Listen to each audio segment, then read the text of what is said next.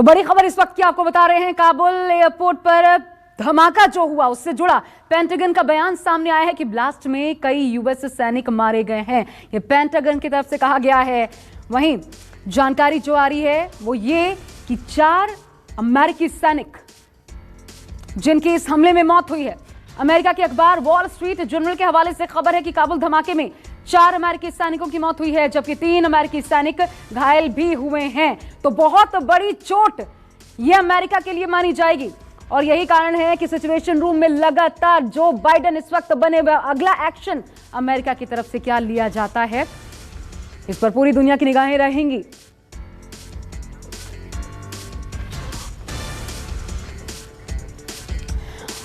और हमारे साथ इस वक्त मेहमानों का पैनल जुड़ गया है। डॉक्टर धीरज कौल हमारे साथ जुड़ चुके हैं। सबसे पहले उनका रुख कर लेती हूं, बाकी मेहमानों का भी रुख करेंगे, लेकिन डॉक्टर धीरज कौल, सबसे पहले तो आप ही से समझना चाहती हूँ, अमेरिका को बहुत बड़ी चोट जाते जाते, आप न्यूयॉर्क से इस वक्त हमारे साथ जुड़े हुए हैं, तो जाते जाते बड़ी चोट 4 अमेरिकी जो सैनिक हैं उनकी मौत की खबर वॉल स्ट्रीट जर्नल के अनुसार अब तक सामने आ चुकी है। अमेरिका में इस वक्त इसको लेकर के क्या प्रतिक्रिया है?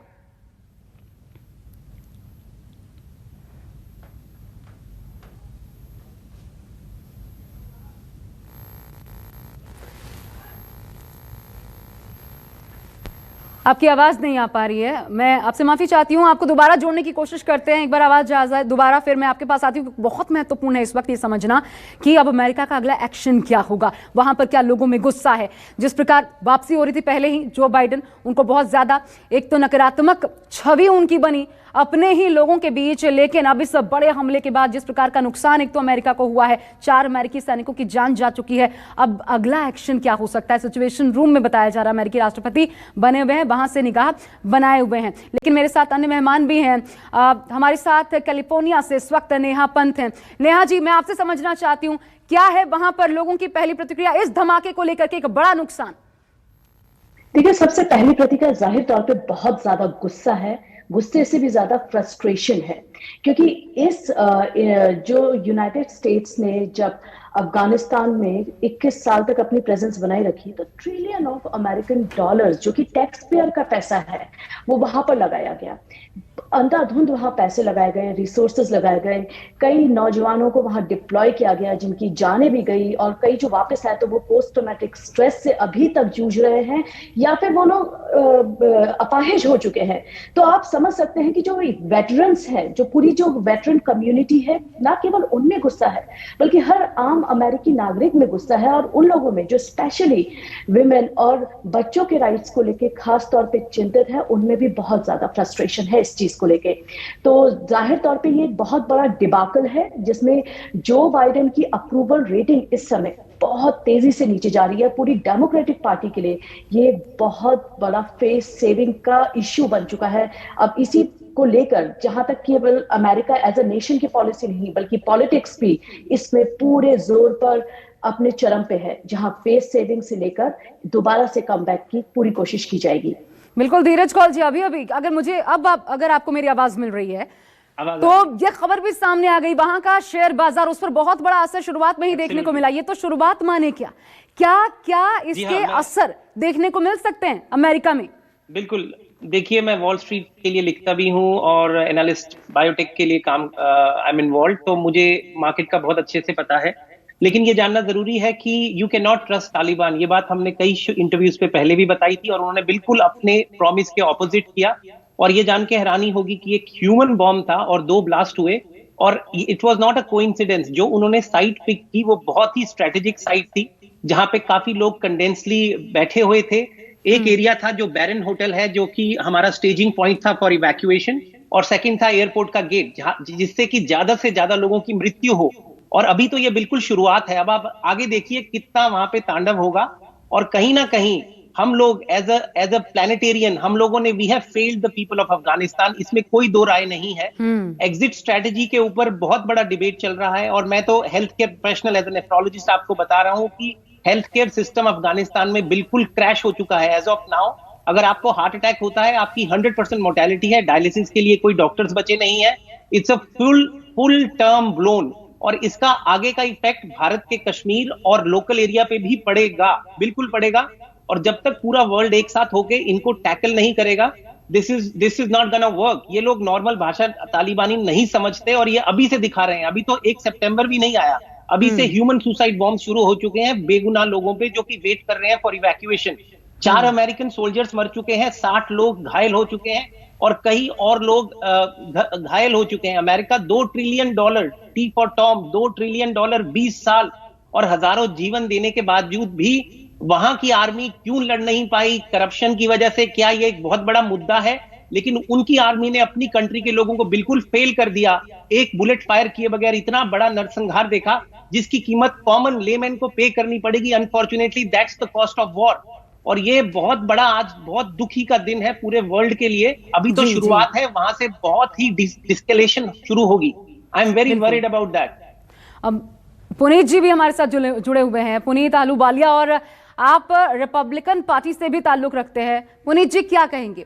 ये जो कुछ हो रहा है आज अफगानिस्तान में, मैं ऐसे भी कमेंट्स देख रही हूँ जिसमें लिखा जा रहा है कि खुद अमेरिकियों के खून से जो बाइडेन के हाथ रंगे गए हैं, ऐसे कमेंट्स आ रहे हैं। ये बहुत बड़ा फेलियर है डेमोक्रेट्स का, जो बाइडेन का। It is basically spineless leadership of Joe Biden. ये जो हो रहा है, जैसे मिस पंत ने कहा, एक गुस्सा है, डिसअपॉइंटमेंट है, फ्रस्ट्रेशन है, वो सब में है। बट प्रॉब्लम ये है कि सब ये टीवी चैनल पे, सोशल मीडिया पे बोल के खत्म हो जाता है। When it comes to hard lobbying and grass root politics, वहां पे कोई उतरता नहीं है। और सबसे बड़ी चीज है, सबसे बड़ा बदमाश है इसमें पाकिस्तान ISI। उनको किसी ने कुछ नहीं बोला अभी की, सारा जो करता धरता प्रॉब्लम का वहां से है। और इतनी बुरी बात तो मैं ये भी कहूंगा कि भारत को भी एक एग्रेसिव रोल कहना चाहिए था। अभी सुपर पावर बनना चाहते हो तो पहले कहते हैं ना, वहां पे साउथ एशिया में तो अपना मुट्ठी जमाओ, वहां पे अपने आप को you show your influence in that region. अरे भाई, हमारे क्या कहते हैं, we are partners as US and India are strong partners. We should have fought for the Afghan people and the safety of the region. नहीं, लेकिन पुनीत जी, ये तो आप जानते हैं, ये भारत ही है जो पूरी दुनिया में हमेशा आवाज उठाता रहा है। ये कहते रहे हैं हम कि आतंकवाद ऐसा नासूर है जो किसी को नहीं छोड़ेगा। बैड टेररिज्म, गुड टेररिज्म, ऐसा कुछ नहीं होता। बट एग्रेसिवली हमें पार्टिसिपेट करना चाहिए था इस कन्वर्सेशन में, इस डायलॉग में, क्योंकि भारत ही एक देश है जो बैलेंस कर सकता है वहां पे, और हमारा एक एलाय भी है। तो तभी मुझे एक तरह से है कि ये जो हमारी लार्ज डायस्पोरा है और जो भारतीय कम्युनिटी है और जो पीस लविंग कम्युनिटी है, जैसे भी कौल साहब ने कहा कि जो पूरे प्लेनेटेरियन है, हम सारे परेशान हैं एक छोटी सी मुट्ठ भर बदमाशों की वजह से, और एक रोग आउटफिट जिसने पूरा देश पाकिस्तान को संभाला हुआ है, जो ये आतंकवाद करा रहा है। अरे यार, इनको पकड़ के इनकी फाइनेंशियल एड बंद कराओ, एक एग्रेसिव कैंपेन लॉन्च करो जिससे कि वी होल्ड देम अकाउंटेबल। आज the entire people of Afghanistan, women, children are at the barrel of a gun. This is just a start. It's unfortunate, it's very disappointing. और Sunday को हम एक बहुत बड़ा व्हाइट हाउस के सामने कर रहे हैं, that we will not let you forget. ये तो अभी शुरुआत है। As Republicans, as conservative, as patriot, as Americans, we are very, very aggressive on this thing. We will hold Taliban accountable. Will hold Biden administration accountable. और देखिए, यहाँ तो Taliban America को ठीकरा फोड़ रहा है कि जहां आप थे, आपकी सुरक्षा जहां थी, अब तालिबान ने यही करना शुरू कर दिया। वहां पे तो अमेरिका की सुरक्षा थी, वो ये कह रहे हैं। हालांकि ये गलत भी हो, लेकिन अमेरिका पर दुनिया के सामने ठीकरा फोड़ने की कोशिश कर रहे हैं। ऐसे में अमन आनंद जी, ये क्या एक्सपेक्टेशंस है, अमेरिकियों की एक्सपेक्टेशंस क्या है अपनी सरकार से? क्योंकि पूरी दुनिया एक फेलियर के रूप में, एक बहुत बड़ा धब्बा ऐसा माना जा रहा है, जो कि अमेरिकी प्रशासन जो सुपर पावर बनने का दावा करता है, जो खुद को सुपर पावर स्थापित करना चाहता है दोबारा से, लेकिन अब एक्सपेक्टेशंस क्या, आगे क्या कदम एक्सपेक्ट कर रही है अमेरिकी जनता? मेरे ख्याल से आशा जी, अगर आप ये सारा जो, तो एक चीज सामने आ रहा है कि Biden administration now they have a very robust exit, overall robust exit strategy. लेकिन हाल के दिनों में जो आपने वहाँ का माहौल देखा कि लोग जैसे एयरपोर्ट पे आ रहे थे, तो बहुत सारे जो इनके ट्रांसलेटर थे, उनको वो वहाँ से लाने के लिए जब वो एयरपोर्ट की गेट पे आए, एबी गेट है वहाँ पे एयरपोर्ट पे, और वो बहुत वहाँ के जो ओवरऑल जो आइडियाज़ थे इनके कि भीड़ नहीं होगी, लेकिन इंटेलिजेंस गैदरिंग ये थी कि वहाँ पे ब्लास्ट होने का अंदेशा था। तो अमेरिका के स्ट्रेटजी के लिहाज से अगर आप सोचें तो ये वहाँ से बिल्कुल इनका प्लान है, उन्हें वहाँ से निकलना है, एग्जिट कराना है। लेकिन जो मेन यहाँ एक इम्पॉर्टेंट इशू है कि जो उस वार के दौरान लास्ट के 15 ईयर्स में, लास्ट के जो भी साल थे, उसमें वहाँ के जो ट्रांसलेटर ने इनको हेल्प किया, उनको सुरक्षित यहाँ लाना वो भी उनके लिए एक बहुत चैलेंज है।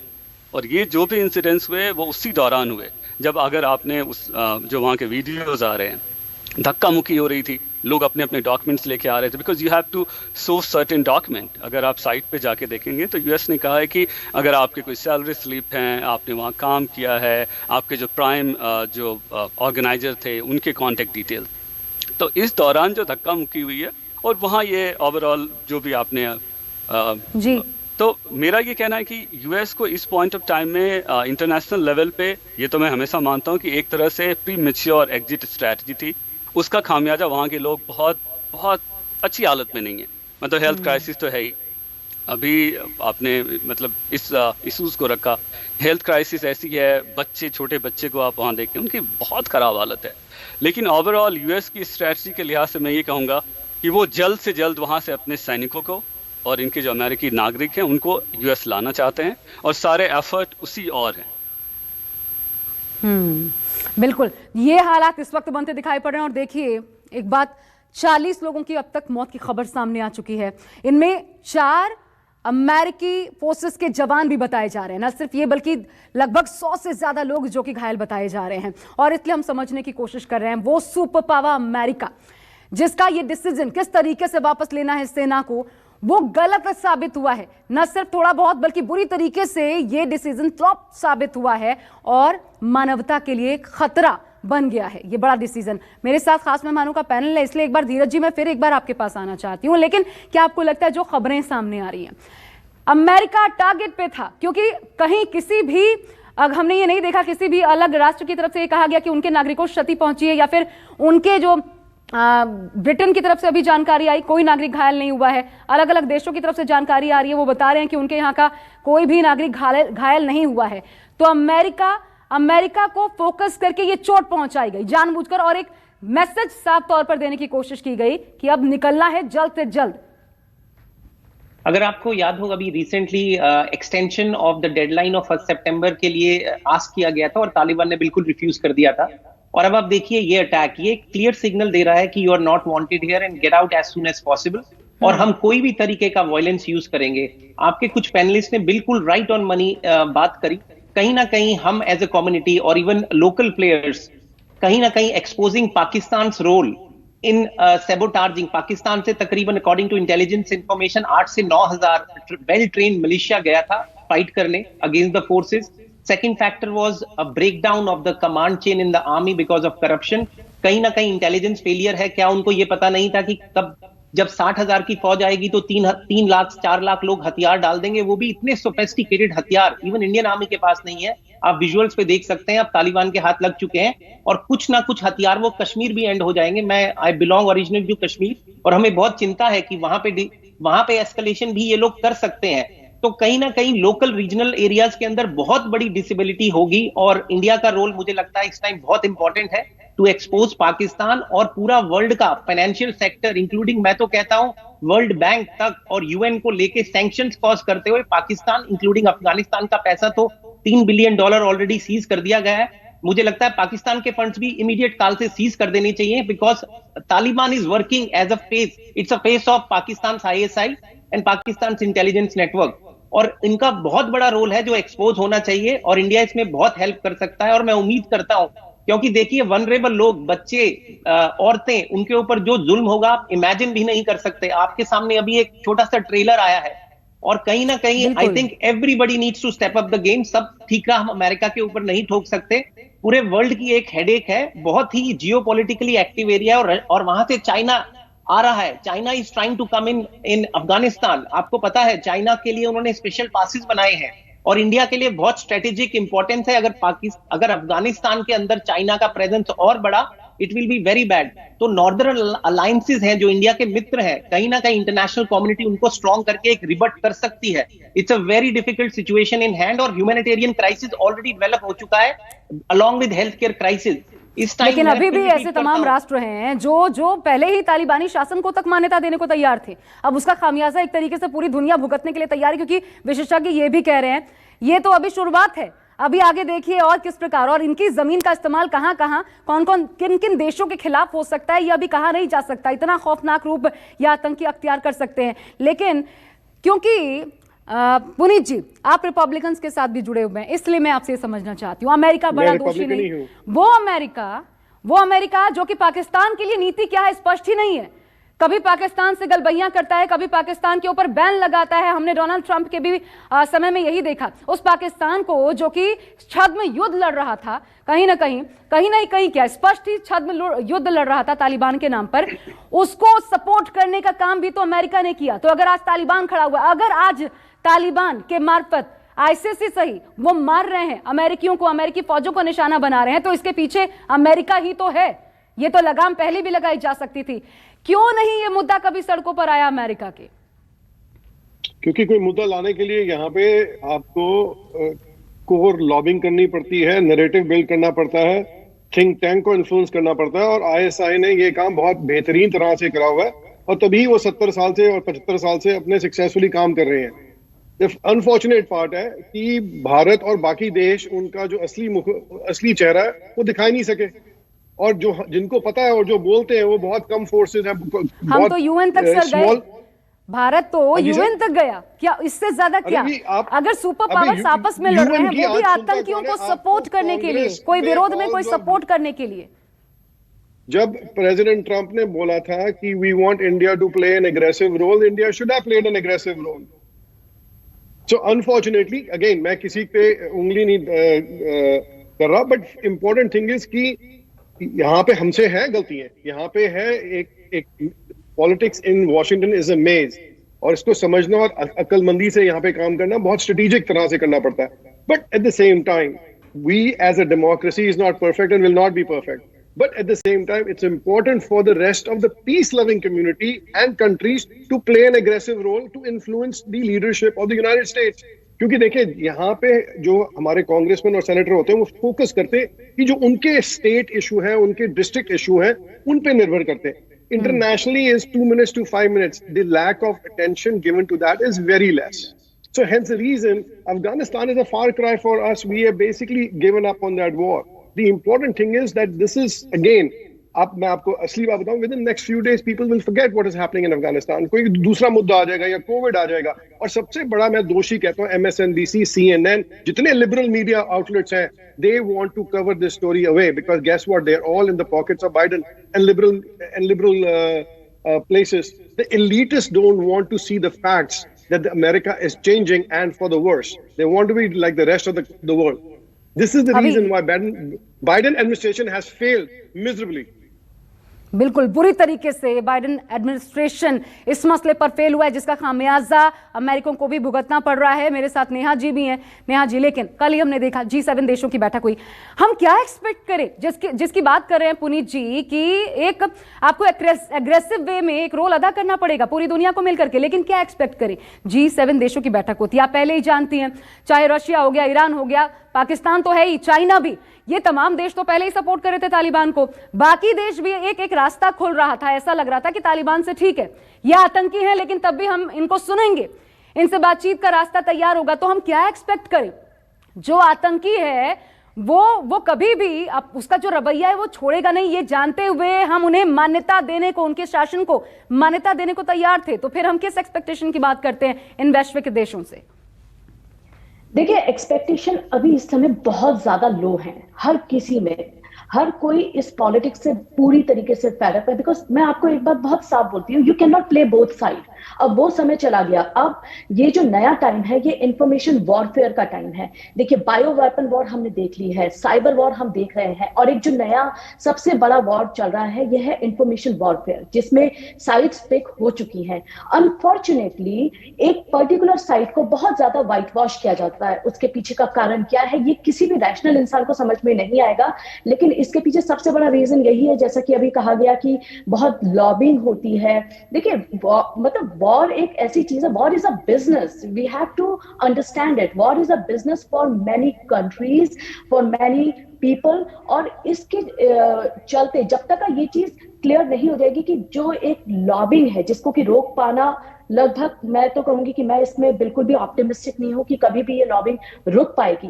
बट समहाउ आपको नकेल कसनी पड़ेगी ये बड़े बड़े जो वॉर लॉर्ड्स हैं इन पर, क्योंकि जब तक ये चीज नकेल में नहीं आएगी तब तक आप मान के चलिए तालिबान, इस तरीके की जितने भी रोग एलिमेंट्स हैं ये स्ट्रांग होंगे, ये वीक नहीं होने वाले। आप खुद बताइए कैसे, जब अमेरिका की एग्जिट एक तरह से तय था, चाहे वो प्रेसिडेंट ट्रंप हो या फिर प्रेसिडेंट बाइडेन, दोनों ने एक ही ढर्रे पे मतलब बोला तो भले ही प्रेसिडेंट ट्रंप ने था, लेकिन उस चीज को इंप्लीमेंट तो बाइडेन साहब ने किया ना। तो उनको जब ये पता था कि भाई उनकी सारी वॉर मशीनरी वहां पर लगी हुई है, उनके सैनिक वहां लगे हुए हैं, सो हाउ कम आपने अपने ये जो हाईटेक जो राइफल्स हैं, जो हाईटेक वॉर वेपन्स है, वो वहां से एलिमिनेट नहीं किए पहले? ये मेरी समझ के बिल्कुल परे है। सो आप देखिए ना, ये चीज आप कितना भी कुछ भी कह लें, आप बाहर आके न्यूज चैनल पे या फिर आप बाहर जाके प्रेस कॉन्फ्रेंसेस में ये डिक्लेयर करें कि we are against the war, हम पीस चाहते हैं, but it's not happening. Ground पे अगर आप देखें तो हिपोक्रेसी आपको दिखेगी। सो आई वुड से जो और नेशन है, जैसा कि आपका सवाल था, जितने भी जो नेशंस है, जो so called peace loving nation है, they have to pick a side. आप दोनों साइड को प्ले नहीं कर सकते। यू हैव टू, यही तो हर समिट में हम कहते हैं, एक तकिया कलाम मैं तो कहूंगी ये शब्द हो गया है। सारे देश जितने भी समिट्स होते हैं उसमें हाथ से हाथ मिलाते हैं, फोटो ऑप होता है और कहा जाता है आतंक के खिलाफ पुरजोर तरीके से एक साथ होकर के लड़ेंगे। लेकिन आज अफगानिस्तान में दिख गया कि इन दावों की ये जो वादे होते हैं उनकी सच्चाई क्या होती है। अमन आनंद जी, एक मुझे ब्रेक पर जाना है, लेकिन उससे पहले एक कॉमेंट आपसे चाहती हूँ। ये युद्ध की स्थिति नहीं है तो अमेरिका के लिए क्या है? अगर अमेरिकी फौजों को निशाना बनाया जा रहा है, उनको मारा जा रहा है निकलने से उससे पहले भी, तो क्या अब ये समय नहीं है कि अमेरिका फुल ऑन एक एक्शन ले इस वक्त कम से कम? मेरे ख्याल से अभी रिवर्स बैक करने का कोई ऑप्शन जहां मैं हूं वहां से आई डोंट थिंक कि in that case it's a viable option. The reason is you don't have enough force on ground पे आपके इनफ फोर्सेस नहीं है। जब आप आपकी जो एग्जिट स्ट्रैटेजी है आप उसके लास्ट फेज में हैं, जो थोड़े बहुत आपके फोर्सेस वहां बचे हैं, अमेरिकी नागरिक नहीं तो क्या दुनिया को क्या दिखाएंगे आप? क्यों कहेंगे आप सुपर पावर है कि हम मुंह चुरा के वापस भाग आए? देखिए किसी तरीके से अपने लोगों को वापस लेकर के दुनिया को दिखाने के लिहाज से वो जब आपने बाइडेन के जो स्टेट्समेंट्स आए उसमें बिल्कुल सीधा एक मैसेज था कि it was not our war. हम इतने सालों तक वहां एंगेज रहे और अफगानिस्तान एक बिल्कुल ब्लैक होल की तरह है, आप रिसोर्स डालते जाएं, देयर इज नेवर एंडिंग।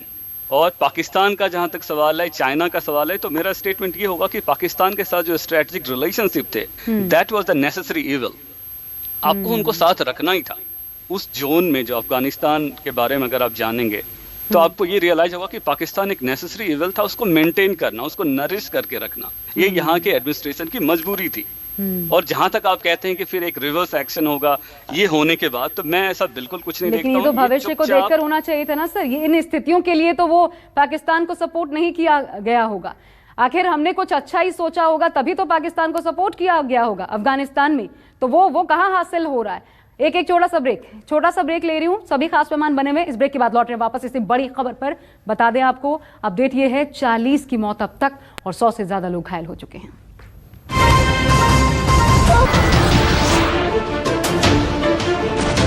नमस्कार, मैं हूं मानक गुप्ता। अगर आपको हमारा ये वीडियो पसंद आया हो तो इसे लाइक और शेयर जरूर करें, और हां, हमें सब्सक्राइब और फॉलो करना ना भूलें ताकि आप देश और दुनिया की कोई खबर मिस ना करें। तो जुड़े रहिए हमारे साथ और देखते रहिए न्यूज़ 24।